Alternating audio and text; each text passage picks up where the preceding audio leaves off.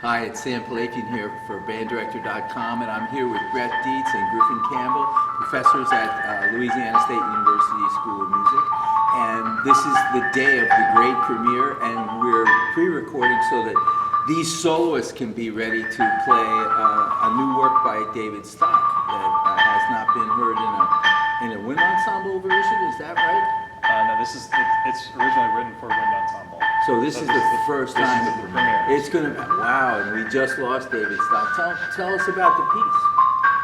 Well, it was written in 2010 for us as a gift, really, because David liked the way we did some other things that he had written, and we'd been up to play with David and a piece that Brett had written. It's called Violence in the Workplace, which is pretty exciting. And so he heard us as duo soloists and felt that was a great medium. So he wrote this piece for us then. You inspired him to get a piece. We said, David, write a piece. So he did. This is our first chance to play it. And unfortunately, David did die just recently. 2015. He was a friend of the Empire Brass. I was an original member of that, so I know what happens when he got hooked on somebody's talent or their enthusiasm. And he made it very easy for them to be collaborators. So I'm really happy for you all that this is happening tonight. It's really great.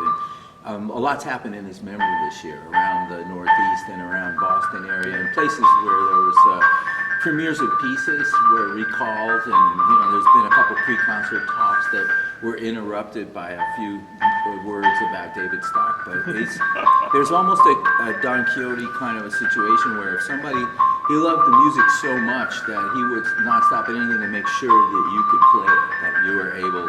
He would enable people to get to the music, and he's gone, and we're still at it.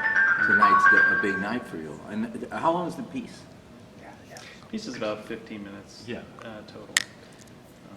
But David originally was my composition teacher, and David continued to write. Until the end of his life, he was still working on some things when he died.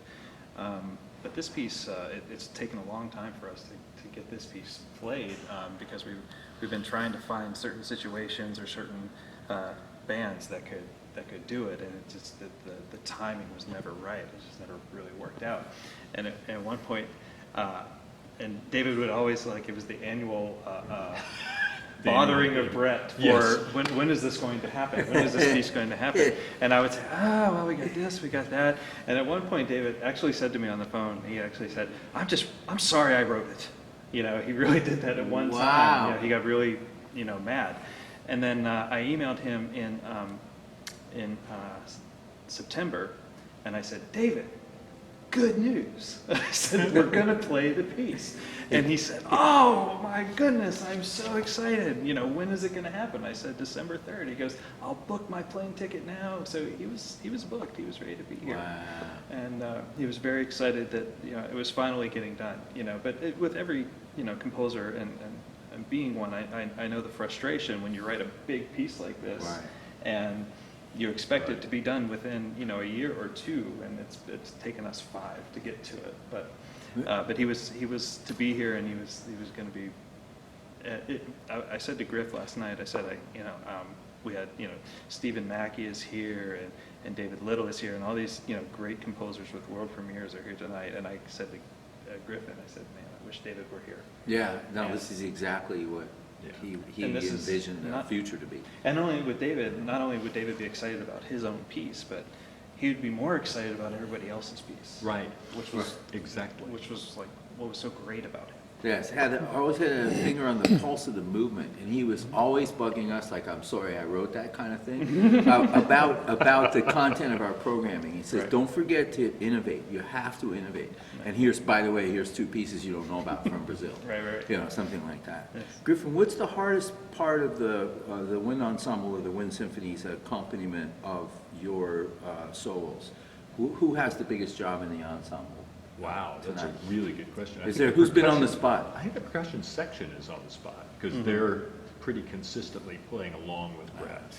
There's the winds are playing with me, and the percussion plays with Brett, Got and it. there's, so they are very much on the spot. The That's- brass are pretty, it's hard for them to, Mm. it's hard for everybody across the board in all these pieces, right? It's So hard for the conductor. that's he's the gotta greatest learn thing. all these new pieces. Yeah, as the well. reason for bandretro.com come to the running, running towards this concert is how many premieres in one night. It's Right. like, it's like there's, and yes, it would have been great if David Stock was here, but I'm really glad that you're bringing his music here. I can't thank you enough for that from an old friend like that. And being sad and then the whole hopeful scenario is the programming of David Stock's music or pieces that he championed. And you're right, he would have grabbed a few of these pieces and not stopped talking about it for a long time. Right. You all have a great time on stage. This will be played just before, so good luck, toy, toy, toy. Thank you. And we're looking for a very difficult accompaniment at the same time. Thanks for the heads up. We'll be watching and listening to everything.